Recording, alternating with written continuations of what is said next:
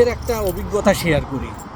আমি একটা ব্যাংকে টাকা ডিপোজিট করলাম আমাদের কোম্পানি অ্যাকাউন্টে, এখন যাচ্ছি। যে কথাটা বলতে হঠাৎ মনে আসলো, এখানে যে ব্যাংকের যে এটিএম বুথে যে সিকিউরিটি গার্ড বসা থাকে, যিনি আমাদেরকে দেখলে সালাম দিয়ে দরজা ওপেন করে, আবার বেরোয়ার সময় দরজা খুলে দেয়, এই লোকটার আর আমাদের দেশের একটা অভিজ্ঞতা আমি শেয়ার করি।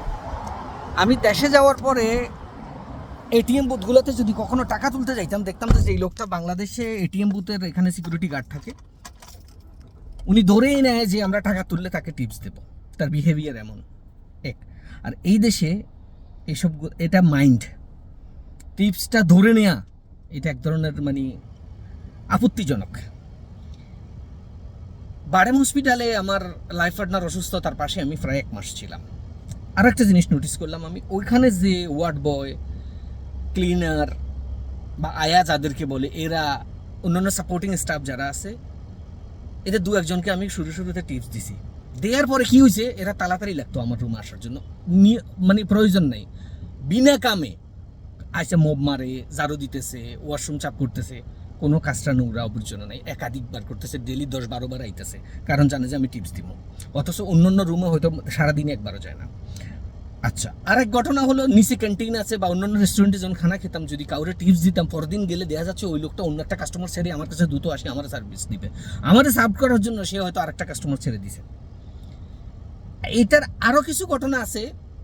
এমনও অনেক দিন হয় যে আমি রেস্টুরেন্টে ঢুকতেছি, ও দেখছে আমি আসতেছি, 2-3জন ওয়েটার তাড়াতাড়ি লেগে গেছে, অন্য কাস্টমারের সার্ভ করতেছে, ওখান থেকে ছেড়ে দিয়ে আসছে। এই যে একটা মনোভাব, অথচ এইখানে কোনো রেস্টুরেন্টে আপনি, এমন অনেক রেস্টুরেন্টে আমি খানা খেতে যাই, এখানে টিপস নেয় না এরা। টিপস দিতে চাইলে কয়েছে, স্যার আপনি কাউন্টারে একটা বক্স আছে ওখানে দিয়েন, তাহলে আমরা সবাই পেয়ে যাবো এটা। তার মানে এখানে কোনো ইন্ডিভিজুয়াল টিপস দেওয়া যায় না। ভালো মানে রেস্টুরেন্ট যারা, এটা প্রত্যেকটা স্টাফ কোম্পানির জন্য কাজ করে, নিজের পকেটের জন্য না। আমাদের দেশের স্টাফগুলোর মনোভাব হলো এটা, হে কাজ করে, হে ধরেই নিছে, হেরে আপনি টিপস দিবেন, এটা টিপসের জন্য। আর যদি আপনি একবার টিপস দিয়ে থাকেন, পরের বার আপনার দেখলে দেওয়া যাচ্ছে না, কোনো কাম নাই, আপনার কাছে এসে যাবে, আপনাকে সার্ভ করবে। অন্য একটা মানুষ হয়তো টিপস দেয় না, এই জন্য তারে 13 বার ডাকলেও একবার যাইতো না, অথচ আপনি না ডাকলেও আপনার পাশে এসে গুড়গুড় করবে, আপনার রুম চাপ করবে, আপনার কাছে আসবে। আপনি যদি রেস্টুরেন্টে খেতে যান, আপনার দেখা যাচ্ছে ফ্লেট, নর্মালি আমি বাংলাদেশের সাধারণ খোলা পানিগুলা খাই না, আমি বোতলের পানি খাচ্ছি, বোতলের তাড়াতাড়ি বোতল এনে দিচ্ছে, খুলে দিচ্ছে, ঢেলে দিচ্ছে, আবার টিস্যু, একাধিকবার টিস্যু দিচ্ছে। আমি এগুলো আমি এগুলো নোটিস করি, আমি হারে জীবন, শুধু নিজের জন্য এরা সার্ভ করতেছে। এমনও অনেকবার হয়েছে, ক্যান্টিনে আমি লাস্টে যাইতাম না, আমার খারাপ লাগতো ওদের কন্ডিশন দেখে। আর একটা মানুষ, হয়তো সাধারণ একটা মানুষ বসে রয়েছে, তার ছেড়ে সে চলে দ্রুত এসে গেছে আমার কাছে। ওই কাস্টমারটা হয়তো কোনো কিছু অর্ডার দিচ্ছে, সেটা তার গুরুত্ব নেই, তার গুরুত্ব হলো ওইটা এখানে, কারণ আমার কাছে আসলে হয়তো আমি পয়সা দিব।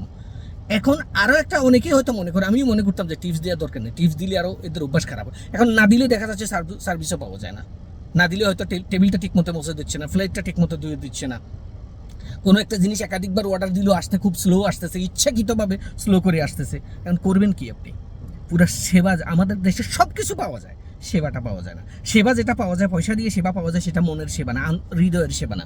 আমরা এখানে যে সার্ভিস হোল্ডার যারা আছি, আমরা এখানে যেটা কাজ করি, হৃদয় থেকে কাজ করি, নিজের কোম্পানির সুনাম বৃদ্ধি হওয়ার জন্য কাজ করি, নিজের ব্যক্তিগত স্বার্থে না। কারণ ব্যক্তিগত স্বার্থে তো কোম্পানি আমাকে স্যালারি দিচ্ছে, আমি তো এখানে স্যালারির জন্য কাজ করতেছি।